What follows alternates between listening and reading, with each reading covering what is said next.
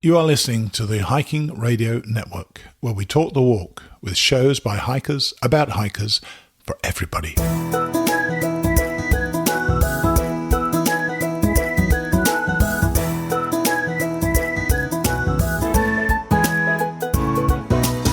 Mighty Blue on the Appalachian Trail, the ultimate midlife crisis.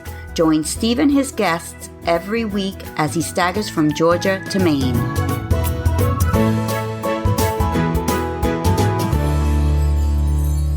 Hey, welcome back to the Mighty Blue podcast. I already feel as if I've been here quite a while. There's something about the quiet, somewhat repetitive nature of being in camp that soothes my soul and really makes me slow down. And to be fair, I'm not the fastest person at the best of times, but there's something about being in camp and with my tent set up already, with my chair, still the most important item in my pack, in decent weather as well. That really helps. That it's just a wonderful time to be, to be out on trail right now. And when I left you last time, I was heading for 3 days in the woods to reach Rock Gap from Dix Creek Gap, and I was going to then get a ride into Franklin, where I planned for Sunday a rest day, a 0 day. I felt at the time, just before I went out there, that it was probably quite a pivotal few days because rain was expected on most of those days. We hadn't had any exposure to rain at all. And that does tend to lull you into a false sense of security. Now, you think this is going to be the way it is forever, but we knew rain was going to be there. And in these 3 or 4 days, absolutely it was going to be there. I mean, I knew I could cope with rain because I've done it before, obviously, but the weather had been so gorgeous that I really wasn't ready for it, if you know what I mean.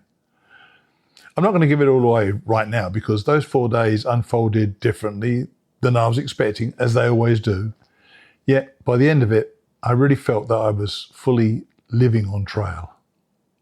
Before we get on, though, let's hear from our sponsor, Polar Steps.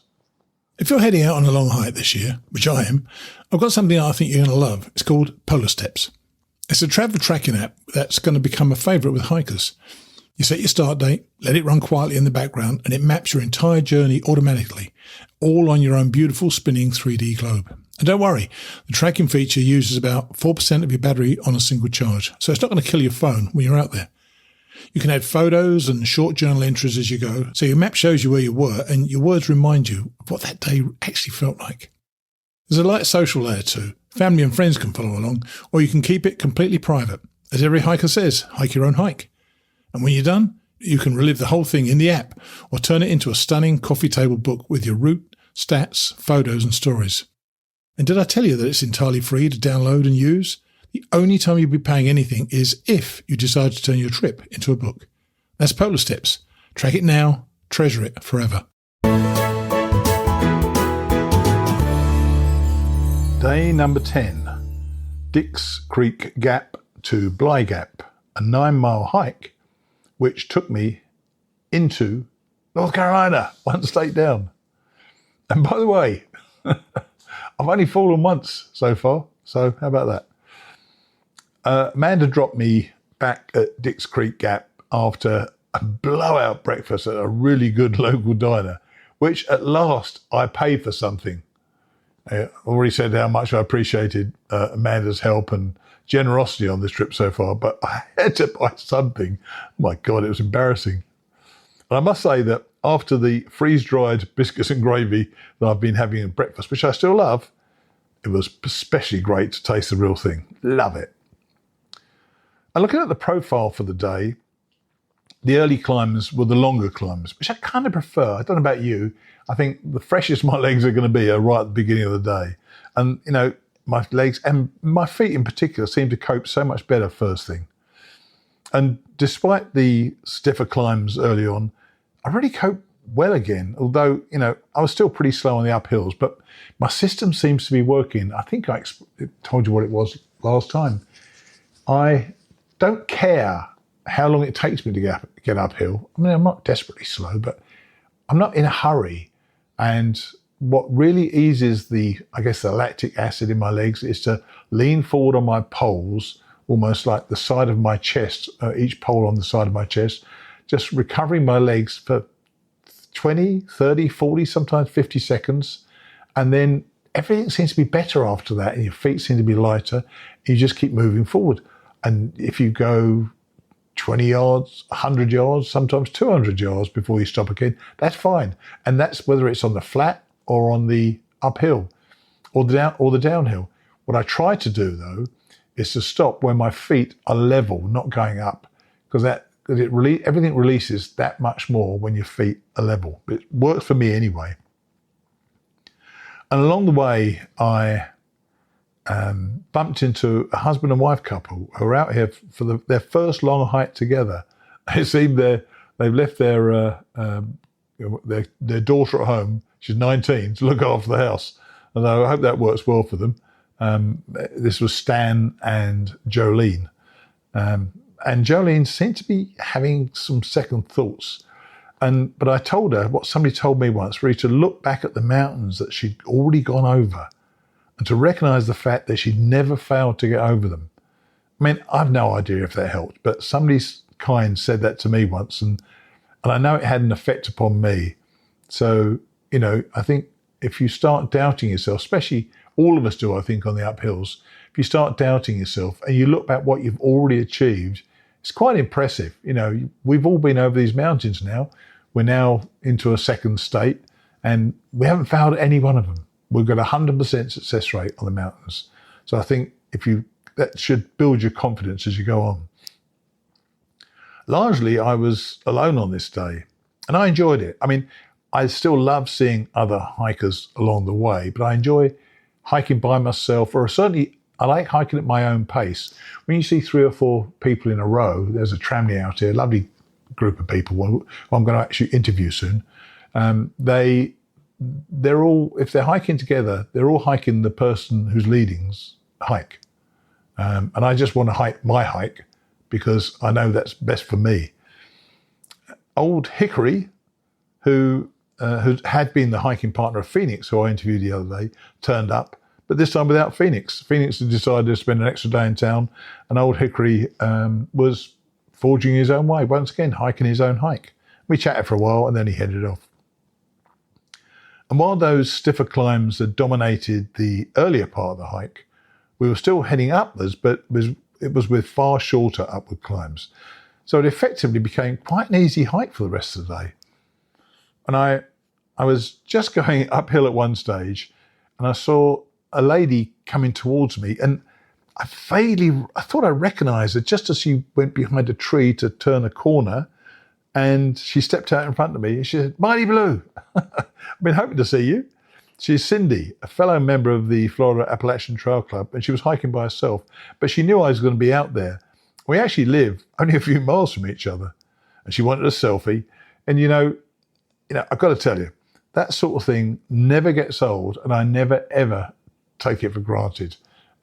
It's special that somebody thinks enough of the podcast and thinks enough of what you've been saying on the podcast that they want a picture of you, and it just never gets old. I had hoped to do a Facebook Live at the Georgia-North Carolina border, but of course I hadn't reckoned without the fact there'd be no cell service. Even though we were at nearly 4,000 feet, and higher you are, you often get cell service, but there wasn't. So I had to make do with a video selfie, which felt a bit sad, really. But, so I celebrated by myself as I crossed the border. It is still very early days into this hike, but this seemed a significant moment to me. And I felt at last that I was back. I went home when I had the flu, and I didn't know I had the flu, and I thought I was done. I thought I couldn't do this anymore. But I tell you, you hike through Atlanta, through Georgia rather, you can do this. You can hike it. And then just a few hundred feet further on, I came to Bly Gap, where I set my tent up just as it started raining a bit. Fortunately, nothing got wet inside, and I lay on my new Nemo pad, which was long and wide, as I am, and just listened to the rain. It was pretty special, I tell you.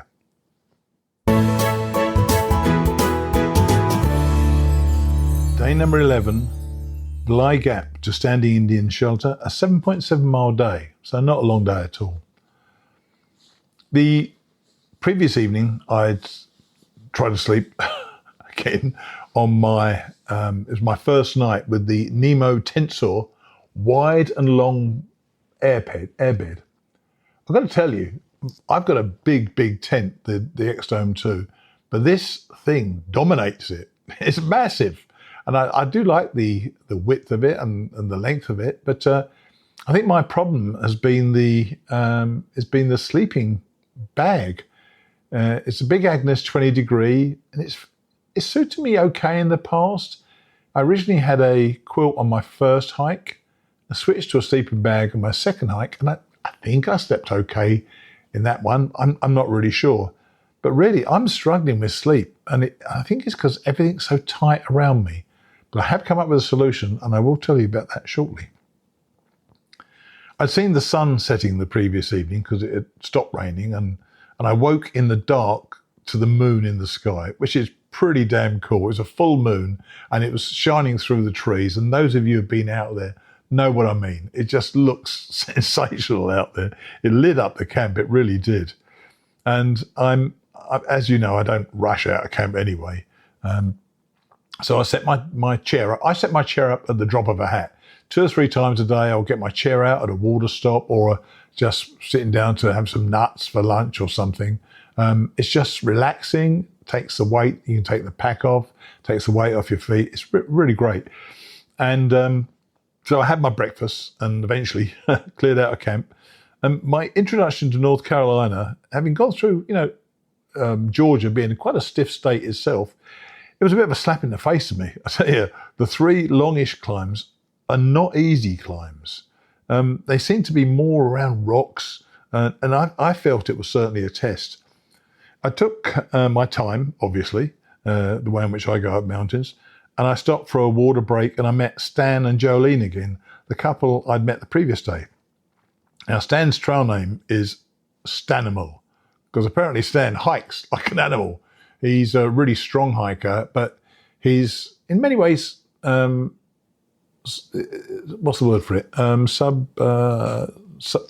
not even sure what the word is, but his hike is not the most important hike. It's Jolene's. And he's just, as he said to me, he's just happy to be out there hiking with the woman he loves, which is pretty darn cool. But Jolene hasn't yet been named, though more on that in a moment. Just a couple of 100 yards after the water break, Stan and Jolene had stopped at the Muskrat Creek shelter, and I'd earlier asked if I could interview them for the podcast. I said to Jolene that perhaps she should be called Dolly for obvious reasons, and she did not say no. I just love naming somebody. I don't know if you remember, back in 2014, there was a young man I met. He'd been at the power plant, the nuclear power station, which had melted down which caused the tsunami, or after the tsunami rather, in Japan. And he got out of the country pretty quickly. And I named him Tsunami, which he seemed to accept as well. So naming somebody is a pretty cool thing to do. But while Stan and Jolene were there, sitting next to them at the picnic table at this shelter was a guy I've met several times before, named Mike. And his trail name's Hangham. Partly because of the hammock, but partly because of a slightly darker side, he said. But I'm going to play both of those interviews, one after the other, after this particular day, day 11. I've lost my place. There we go. Yeah.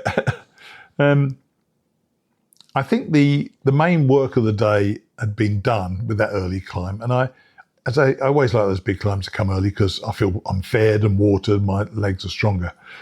I think I've made a mistake with my food though, because I start feeling very hungry in the middle of the day. And I've only had trail mix, and that just isn't enough. And I've made a big error there. I know. I'm burning calories like there's no tomorrow. I'm just not replenishing them at lunchtime. Now I'm in Franklin. I've changed that a bit, but I knew I had to rectify that in Franklin because they say you burn an average man burns between 5,000 and 7,000 calories a day doing this trail. And I'm pretty sure that's true. I think I'm about 15 pounds down already. So, that's quite expensive weight loss. But I need to make sure I keep up my food in the middle of the day. Let's face it, I've got my chair so I can sit down and enjoy it as well. I reached Standing Indian Shelter in mid-afternoon. There were plenty of spots to set up a tent, so I garnered one pretty quickly. It wasn't perfect, but the slope was marginal, but definitely livable. And at the shelter, I spoke with Butterfly Man, who the next day was having second thoughts about his name, Butterfly Man, said he'd rather be called Open Heart. Now, he'd had a heart issue 5 months before, heart surgery, in fact, 5 months before, and he liked the idea of open heart because he felt open-hearted. A nice fella as well. But the important thing about it, open heart, for this purpose, is he had the Zenbivy system. I don't know if you remember, when I was preparing for this hike, I intended to get the Zenbivy system. And being a bit of a cheapskate, I applied to be an ambassador, but unfortunately they didn't want me, clearly. And I hadn't actually bought a Zenbivy system. And then I noticed a few days ago that all the Zenbivy system bundles were available for 25% off, which sounds like a really big discount. In fact, it is a really big discount. But I had already bought the Nemo pad, so I already needed a pad. And part of the bundle was you bought a pad, you bought various other things I didn't need, like a pillow and so on. But seeing this system and seeing it, how comfortable he was. He said he'd had perfect sleep every night, how much room he had to move around. And that's when I think it really focused in my mind how little room I have to move around in my sleeping bag. So, I'm jumping ahead a bit now, when I got to Franklin, I actually ordered one, and that's going to be delivered after I get through the Smokies. I can't wait for it to come, to be honest with you. Plenty of people showed up as the afternoon wore on, including a tramley of about 5 who I've been hiking around sometime. Lot of fun, those guys are, and I will interview them at some stage as a tramley. Plus Maybelline and Titi, women I've been hiking around as well. I set up my chair, I leaned up against a tree, prepared my food, read while it was cooling down, and I just had this enormous feeling of well-being and comfort sitting there, just looking around me at all the people in the woods and in their tents and so on, and hearing people quietly talking to each other. There's something about being at camp on a nice warm evening that has a special feeling, which I'm sure many of you know. And for the second straight night, I did my PCT bear hang. I had never done one before. I had to look on the YouTube to work out how to do it. And I think I hung it the second night. I think a tall bear could have reached it if it jumped a bit. But fortunately, it lasted through the night, so it's fine. Unfortunately, I then had a dreadful night. I could not get comfortable. And I think I'm winding myself up more thinking about the Zenbivy system, that I'm winding myself up really just not getting comfortable, knowing that the bag is just too darn small for me. But that really is the end of day number 11. I'm sitting at, I think it's Muskrat Creek Shelter with Stan and Jolene, or Stanimal and Jolene, who's still waiting to be named, but I've just suggested Dolly. So hey guys, thanks for agreeing to do this. Yeah. So you're out here as a husband and wife, which is not the easiest combination to do. Yeah. How you enjoying it so far? I think It's interesting. Yeah. In what way? I don't get to do what I want all the time. So you have to share the experience. I'm used to hiking by myself. That's called life, by the way. Yeah. I'm used to hiking by myself. So I'm hiking at a different pace. But I'm hiking with the person I love and not by myself. So it's a different experience. Is it a good experience? Yes. The answer is correct, by the way. Sometimes it's a little frustrating, but that's okay. Yeah, sure. It's totally worth it. Yeah. What about you? Are you enjoying it so far? Yeah, so far. I have to keep reminding myself that we're doing this together, and as slow as I am, I know he's not getting frustrated with that, because sometimes I feel like I'm dragging him down because I'm so slow, and I know he would. You should not feel that way. Yeah. It's important not to feel that way. Yeah, I have to keep reminding myself of that, but And I said to you, so far, earlier on, there's not been a mountain you haven't got over yet. So you've made it every time. And this morning's been tough, isn't it? Yes. I came from Bly Gap. You came from somewhere near there, didn't you? Mm-hmm. Yep. They're quite sharp climbs, aren't they? Yes, they were. Yeah. And is that what's getting you, the uphills? Yeah. Yeah. The uphills so far. Even the steep downhills are a little rough too. Yeah. Yeah, it's going better. You can breathe better. Yes, I can breathe much better. My breathing's killing me, on the way up, but you get it. So why are you Stanimal? Because I go like crazy when I'm by myself.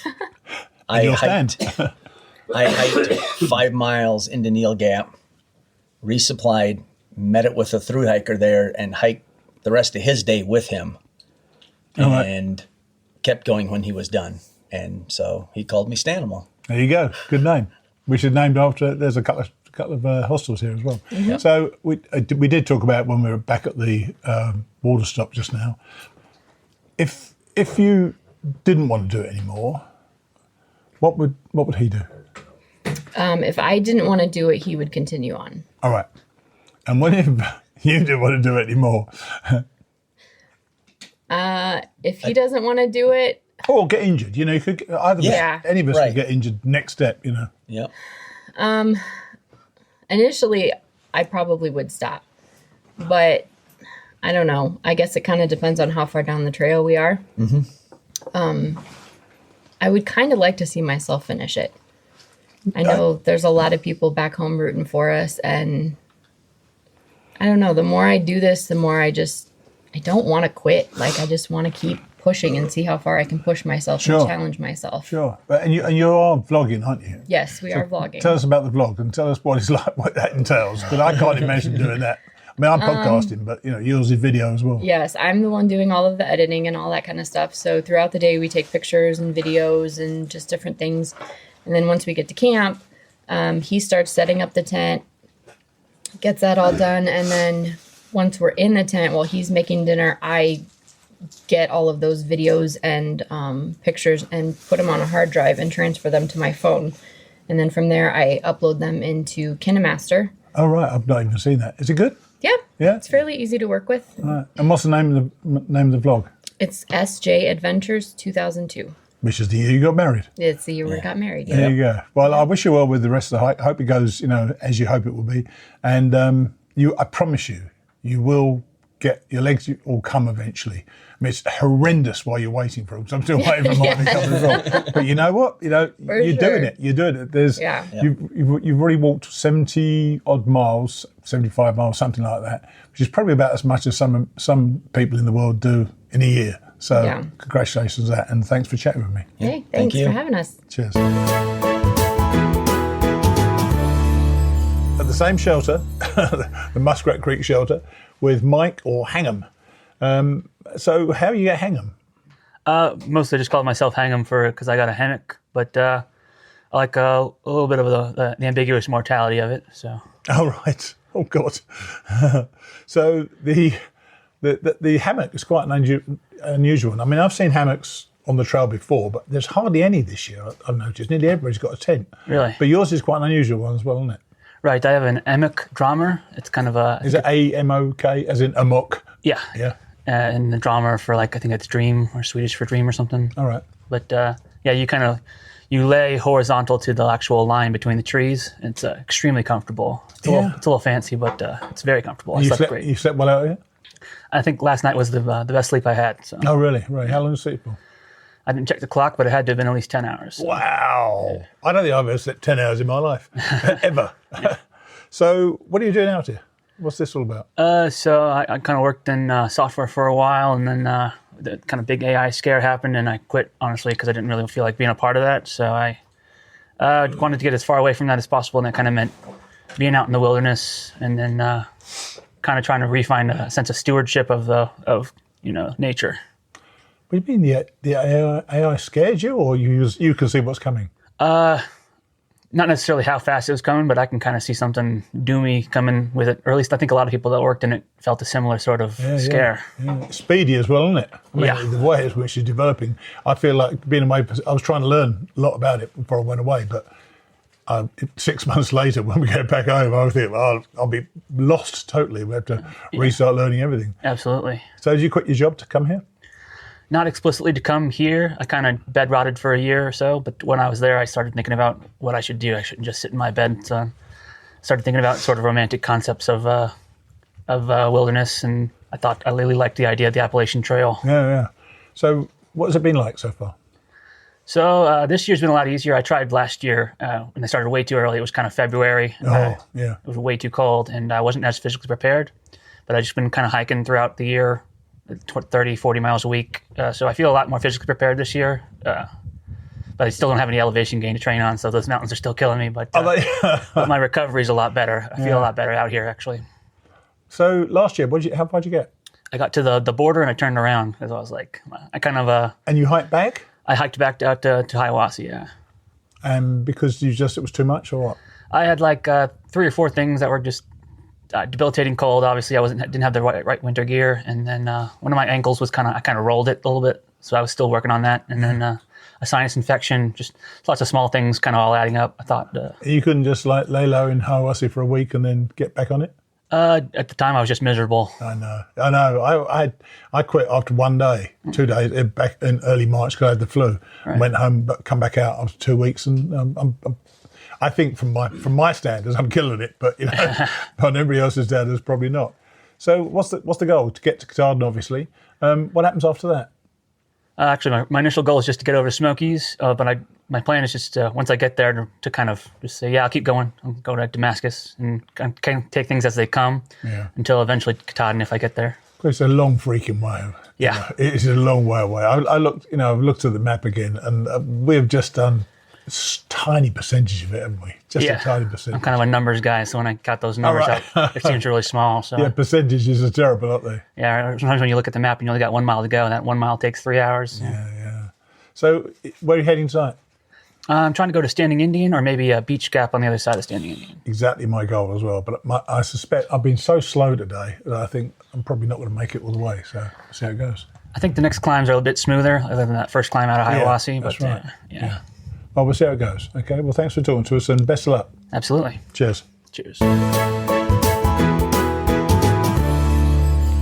Day 12, Standing Indian Shelter to Betty Creek Gap, an 11.3 mile day, and that took us to mile 97.4.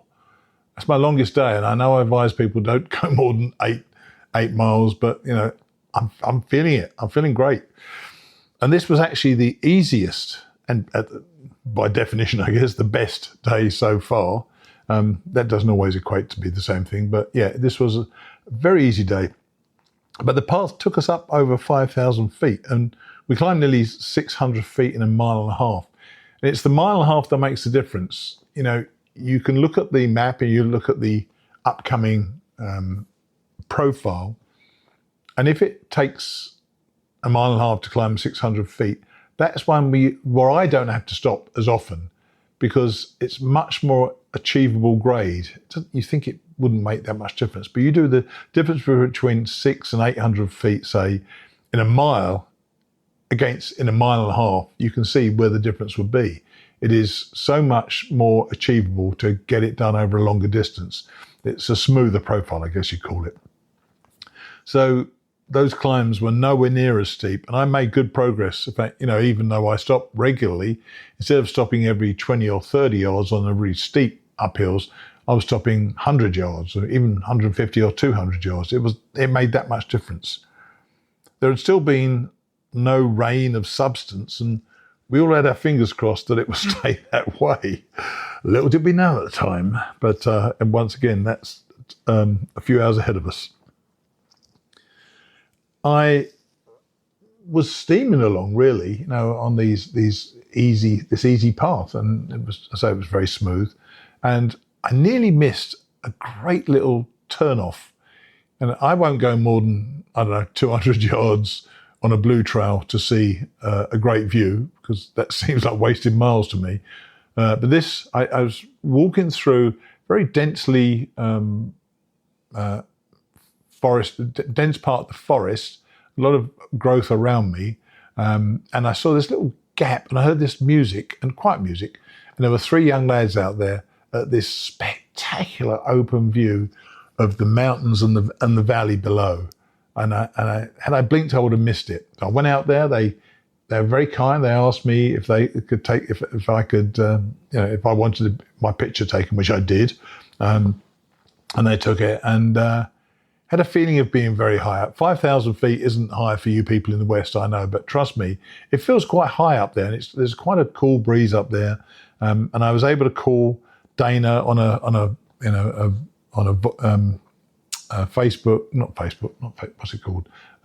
a video call with Dana on the top of a mountain. I mean, how wonderful is that? Just to be able to speak to the person you love, and it's you're on the top of a mountain. Pretty much made my day. That I really enjoyed it. Got down into a gap, and the tramley I'd mentioned before, they were having, I suppose, an extended lunch, sort of lunch I used to have when I worked in the city of London, about 4 hours, I think it was. And I hung with them for a while. One of them was sleeping. Another one was just lying down, chilling out. And they were just, these guys having the time of their life. They know they're going to split up at some stage, because a lot of tramleys do. But right now, they are just having the time of their life and really enjoying it. So I went past them, which was unusual. And I turned out to be one of the first into camp. I was about the 3rd or 4th, at Betty Creek Gap, which I remember staying at in 2014. And there's lots of dispersed camping all around, little sections or almost suburbs of Betty Creek Gap. And I met up with Larry, and my nearby neighbours were Larry, Andy, a guy who I hung out with for a while as well, and Open Heart. And we set our tents up in this small area, and there's easy water access down the hill. There's a bear box. It was a great camping site. And these little communities sort of sprung up all the way around. And that evening, I just wandered around, just talking to them all, and just would visit these people, sit on a log with them and just chat with them all evening.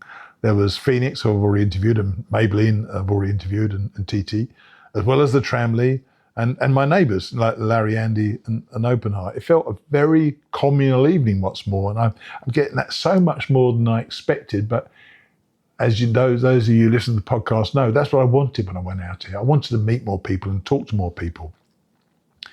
I've got to tell you, when I first got to camp, and I obviously set up and got my water and so on, I actually ate twice in camp. I had a late lunch and an early dinner, because I totally miscalculated how much food I needed, and I had about 3 or 4 dinners too many. I don't know how that happened, but I don't think I'm at my sharpest when I'm in the woods, and I made a mistake on how much food I needed.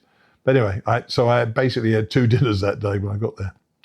So I went to bed with no rain in the forecast until possibly 2 p.m. the following afternoon, which was great for us because we would have been pretty close to the stop for Franklin. And frankly, if I get soaked on the way down a mountain before I go into a town, I'm okay with that.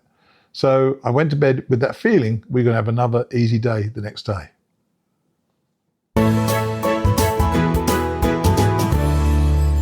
Day 13, Betty Creek Gap to Rock Gap, an 8.6 mile day and past 100 miles. Well, of course, it rained during the early morning.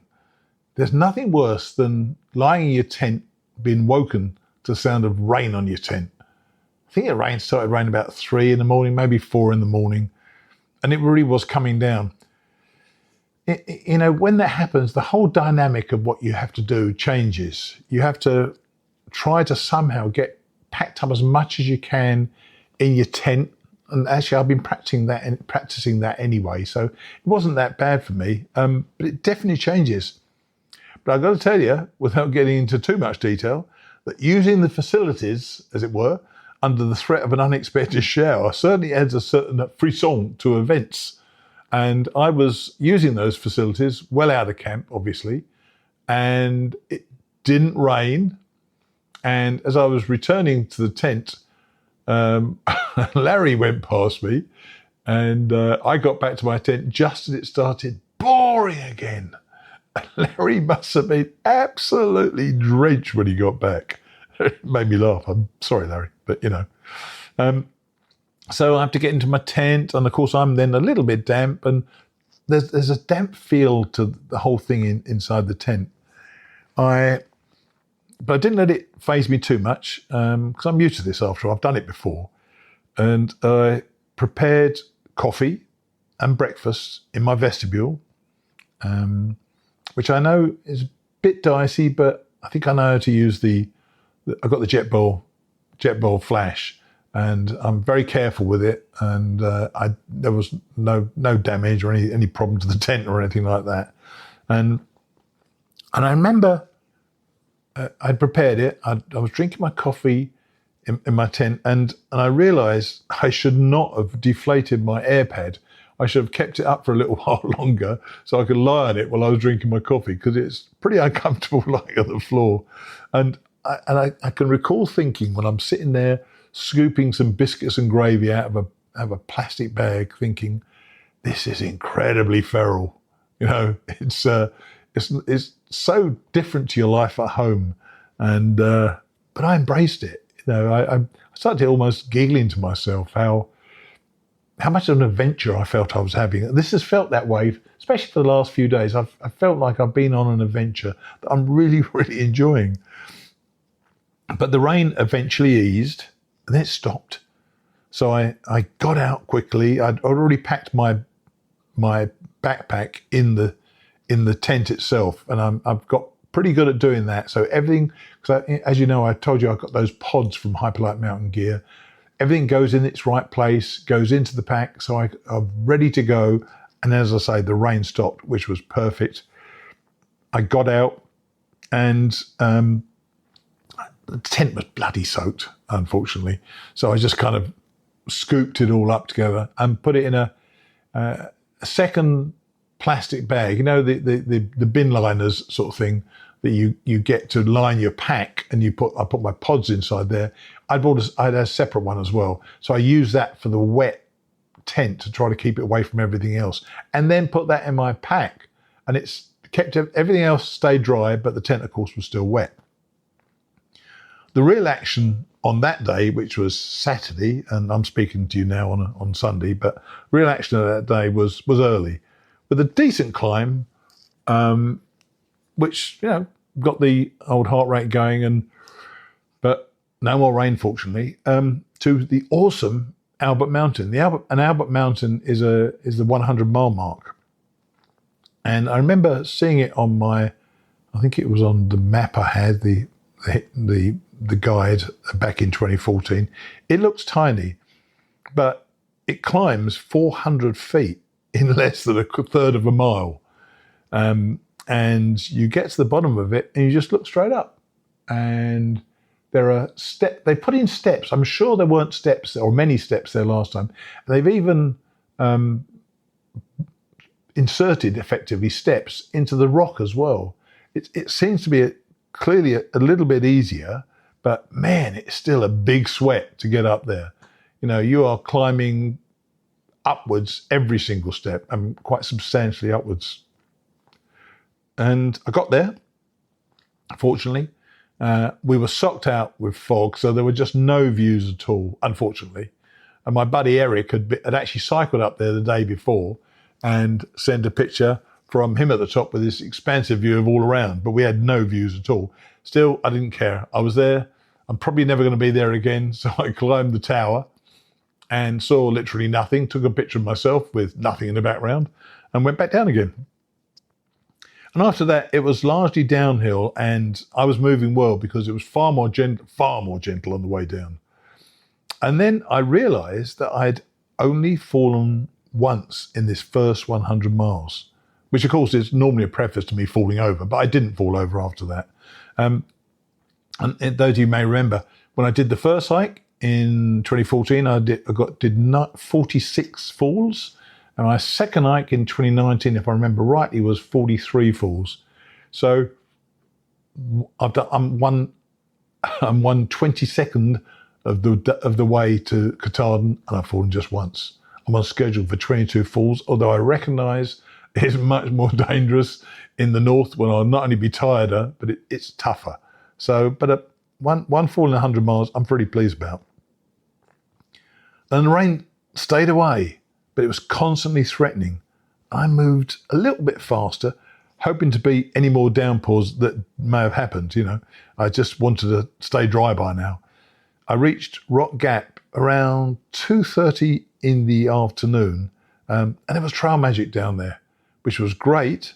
This bloke had hiked with his daughter last year, and he wanted to come out and just give back to the community, which is lovely. But what was particularly lovely about it was that as his trail magic was set up at the back of a truck, and there was a tent, one of those awning sort of things. I was literally a yard from the awning when the heavens absolutely opened, and there was a massive downpour. So much so, I got wetter underneath the awning than I had all day on trail. The rain was lashing down, and I was feeling sorry for the guys who followed afterwards. So I sat down, had a bit of trail magic, and I called Fancy, or Steph, from Fancy's place, and she drove out to pick me up. She'd warned me that it was a co-ed bedroom. And I thought to myself, that's going to be embarrassing as hell, isn't it? If there's a woman there, young or old, whoever it is, you're in one room and there's one shower and one toilet, God's sake. Luckily, I got Andy, who had been, my tent had been next to the night before. So that was good news for me. Then that evening, Steph or Fancy drove us into Franklin, and I bought a new headlamp because mine was pretty crappy, and I put it in Steph's hiker box, and bought a new headlamp and some new food for the next few days, which will take me to the NOC, the Nantahala Outdoor Centre. And my friend Eric, who I referred to just now, he drove about 2 hours to meet me for dinner one night when I was on the 2019 hike. We've become friends. We've hiked together.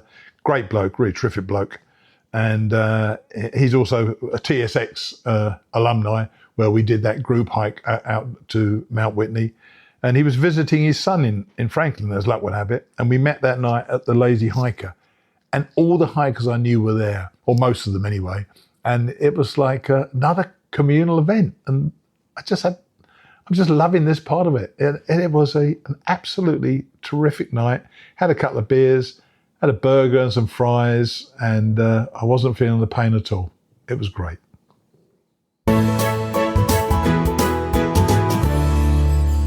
So there you go.